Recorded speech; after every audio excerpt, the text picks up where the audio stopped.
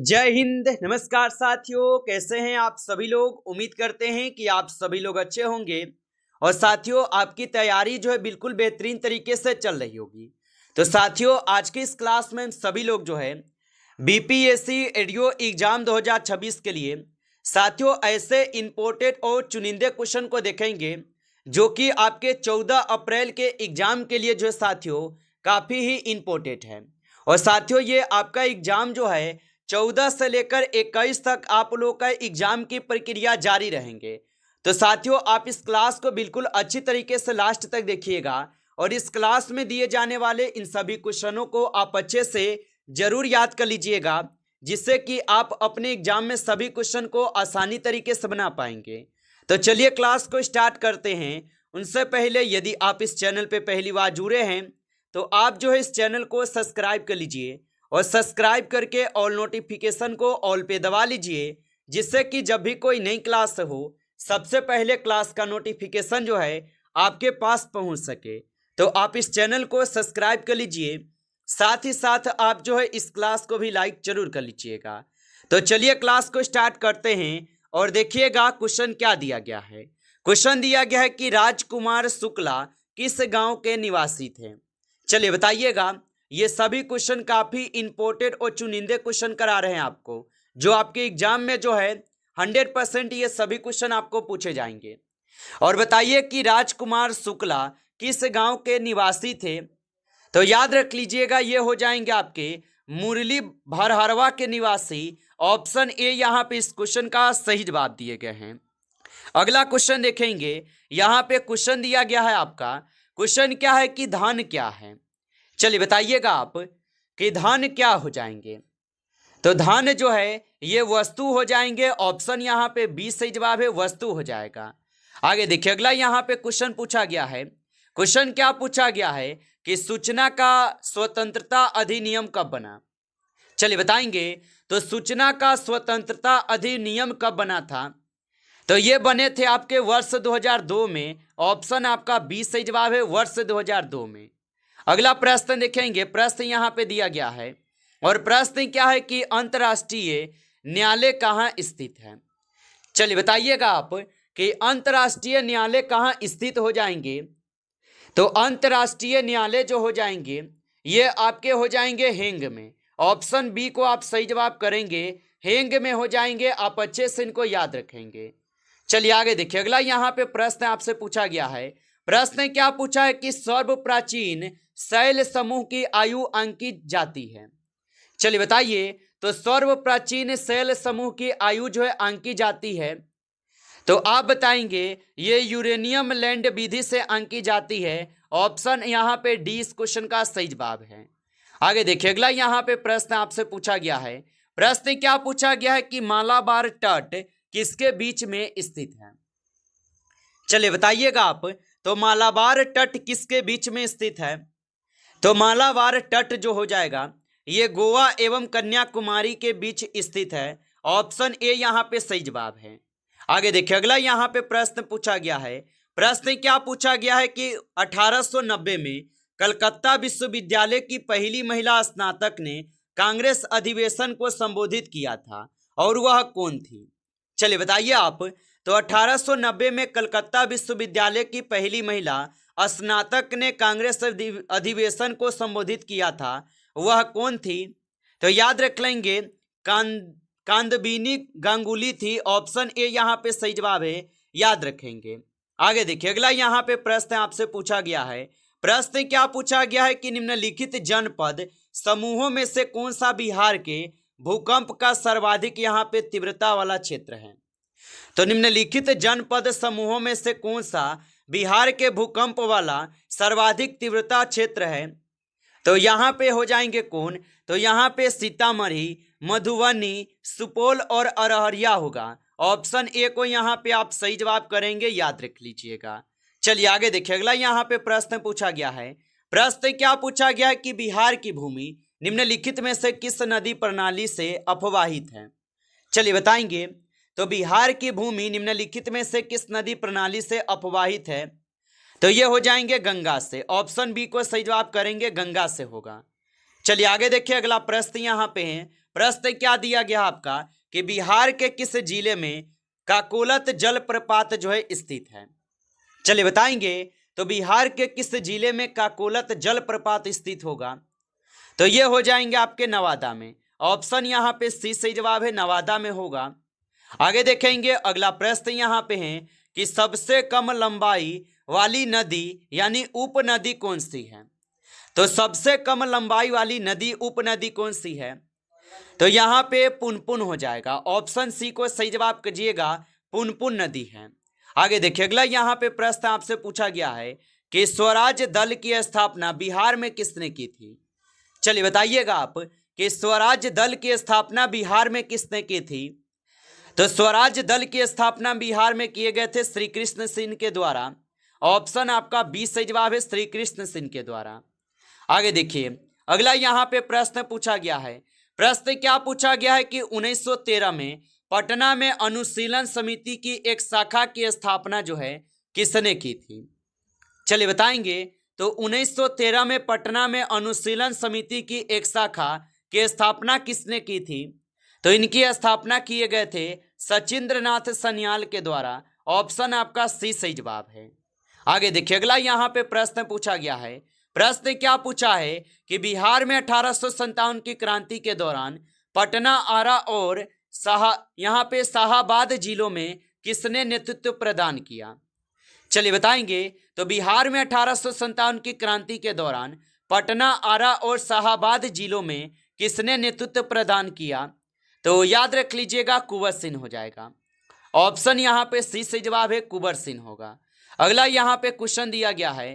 Question क्या दिया गया है कि दो या दो से अधिक कंप्यूटरों के संग्रह को क्या कहते हैं जो एक दूसरे से सीमित दूरी के भीतर स्थित होते हैं। चलिए बताइए आप, तो दो या दो से अधिक कंप्यूटरों के संग्रह को क्या कहते हैं जो एक दूसरे से सीमित दूरी के भीतर स्थित होते हैं, तो इन्हें क्या कहते हैं, तो इन्हें कहते हैं local area network. Option A सही जवाब है, लोकल एरिया नेटवर्क बोलते हैं।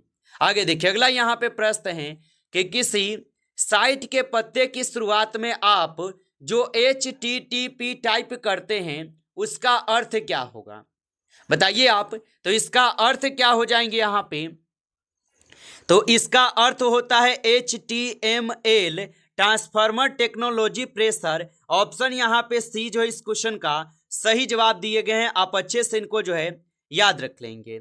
चलिए आगे देखेंगे अगला यहाँ पे दिया गया है आप सभी लोगों का, और क्वेश्चन क्या दिया गया आपका यहाँ पे। क्वेश्चन है कि मायोपिया वह बीमारी है जिसमें व्यक्ति क्या देख नहीं पाता है। चलिए बताइए आप, और आप अभी तक इस क्लास को जो है लाइक नहीं किए हैं तो आप इस क्लास को एक बार लाइक जरूर कर लीजिएगा। नए जुड़े हैं आप इस चैनल पे तो आप इस चैनल को भी सब्सक्राइब करके ऑल नोटिफिकेशन को ऑल पे दबा के जुड़ जाइए, जिससे कि जब भी कोई नई क्लास हो सबसे पहले क्लास का नोटिफिकेशन जो है आपके पास जरूर पहुंच सके। तो आप इस चैनल को सब्सक्राइब कर लीजिएगा। और बताइए कि मायोपिया वह बीमारी है जिसमें व्यक्ति क्या देख नहीं पाता है, तो याद रख लीजिएगा यहाँ पे इस क्वेश्चन का सही जवाब क्या होगा, तो दूर की वस्तु स्पष्ट रूप से नहीं देख पाती है। ऑप्शन ए यहाँ पे जो है इस क्वेश्चन का सही जवाब है। आगे देखिए अगला यहाँ पे क्वेश्चन पूछा गया है, और क्वेश्चन क्या है आपका कि निम्नलिखित में से कौन मादा जनन तंत्र का भाग नहीं है। चलिए बताएंगे आप कि निम्नलिखित में से कौन मादा जनन तंत्र का भाग नहीं है, तो शुक्रवाहिका नहीं होगा। ऑप्शन आपका सी सही जवाब है, शुक्रवाहिका। आगे देखिए अगला यहाँ पे प्रश्न आपसे पूछा है कि अलैंगिक जनन मुकुलन द्वारा किसमें होता है। चलिए बताएंगे, तो अलैंगिक जनन मुकुलन द्वारा किसमें होता है, तो अलैंगिक जनन मुकुलन द्वारा जो होता है ये आपके ईस्ट में होते हैं। ऑप्शन ए को आप सही जवाब करेंगे, ईस्ट में होते हैं। आप अच्छे से इनको याद रखेंगे। चलिए आगे देखिए अगला यहाँ पे प्रश्न पूछा गया आपसे। प्रश्न क्या है कि निम्नलिखित में से कौन सी अंतस्रावी ग्रंथि नहीं है। चलिए बताएंगे आप कि निम्नलिखित में से कौन सी अंतस्रावी ग्रंथि नहीं है, तो यहाँ पे इस क्वेश्चन का सही जवाब क्या होगा, तो लैक्रीमल हो जाएंगे। बिल्कुल ऑप्शन यहाँ पे सी लगा रहे हैं, याद रखेंगे आप लोग। आगे देखिए अगला यहाँ पे प्रश्न आपका है। क्वेश्चन क्या दिया गया है कि मानव गुर्दे की कोशिका में लिंग गुणसूत्रों की संख्या कितनी होती है। चलिए बताएंगे, तो मानव गुर्दों की कोशिका में लिंग गुणसूत्रों की संख्या कितनी होती है? तो इनकी संख्या की अगर बात करेंगे तो इनकी संख्या हो जाएंगे आपके कुल कितने? तो एक जोड़ा। ऑप्शन ए यहाँ पे सही जवाब है, एक जोड़ा होगा। आगे देखिए, अगला यहाँ पे प्रश्न पूछा गया है और प्रश्न क्या पूछा है कि जब पानी जम जाता है तो उसका घनत्व डैश होगा। तो याद रखेंगे कि जब पानी जम जाता है तो उसका घनत्व जो होगा ये कम हो जाता है। ऑप्शन यहाँ पे 20 क्वेश्चन का सही जवाब है, कम हो जाता है। आगे देखिए, अगला यहाँ पे प्रश्न आपसे पूछा गया है और प्रश्न क्या दिया गया आपसे? प्रश्न दिया गया है कि बायोगैस का निम्न में से कौन सा अव्यय प्रमुख है? तो बायोगैस का निम्न में से कौन सा अव्यय प्रमुख है? तो यहां पे हो जाएंगे आपके मीथेन। ऑप्शन ए को सही जवाब करेंगे, मीथेन होगा। चलिए आगे देखिए, अगला यहां पे प्रश्न आपसे पूछा गया है। प्रश्न क्या है कि निम्नलिखित में से गलत कथन का चयन करें। चलिए यहां पे आपको कौन गलत कथन है आपको वही चुनना है।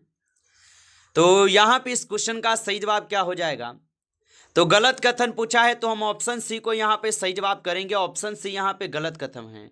आगे देखिए, अगला यहाँ पे क्वेश्चन है कि निम्नलिखित में से कौन सा तरलीकृत पेट्रोलियम गैस का प्रमुख घटक है?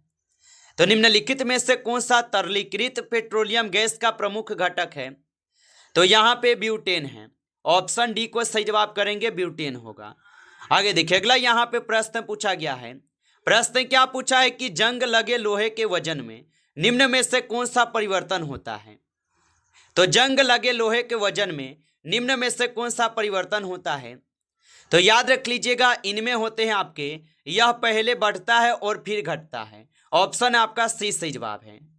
आगे देखिए, अगला यहाँ पे क्वेश्चन पूछा गया है। क्वेश्चन क्या है कि पानी मिट्टी से जड़ों में जिस भौतिक प्रक्रिया द्वारा गुजरता है उसे क्या कहा जाता है? तो याद रखेंगे, यहाँ पे उसे कहते हैं परासरण। ऑप्शन यहाँ पे डी सही जवाब है, परासरण कहते हैं। आगे देखिए, अगला यहाँ पे क्वेश्चन है आपका। क्वेश्चन क्या है कि एक तत्व में इलेक्ट्रॉन और न्यूट्रॉनों की संख्या क्रमशः 18 तथा 20 है। इस तत्व की द्रव्यमान संख्या क्या है? तो इस तत्व की द्रव्यमान संख्या 38 हो जाएगा। ऑप्शन यहाँ पे सी सही जवाब है, 38 हो जाएगा। आगे देखिए, अगला यहाँ पे प्रश्न पूछा जा रहा है कि सितारों के चमकने की प्रकाशीय प्रक्रिया निम्नलिखित में से जो है ना किसके कारण होती है? तो सितारों के चमकने की प्रकाशीय प्रक्रिया निम्नलिखित में से किसके कारण होती है? तो ये होते हैं वातावरणीय अपवर्तन के कारण। ऑप्शन आपका सी सही जवाब है। आगे देखिए, अगला यहाँ पे प्रश्न पूछा गया है कि उस वैज्ञानिक का नाम बताइए जिसने कहा था कि पदार्थ को ऊर्जा में बदला जा सकता है। चलिए बताइए, तो उस वैज्ञानिक का नाम बताइए जिसने कहा था कि पदार्थ को जो है ऊर्जा में बदला जा सकता है। तो वह कौन था? तो आइंस्टीन थे, बिल्कुल। ऑप्शन डी है यहाँ पे, आइंस्टीन थे, आप याद रखेंगे। आगे देखिए, अगला यहाँ पे प्रश्न है आपका कि ब्लैक बोर्ड जो है काला क्यों लगता है? चलिए बताइए आप। तो आप बताएंगे कि ब्लैक बोर्ड जो है काला क्यों लगता है?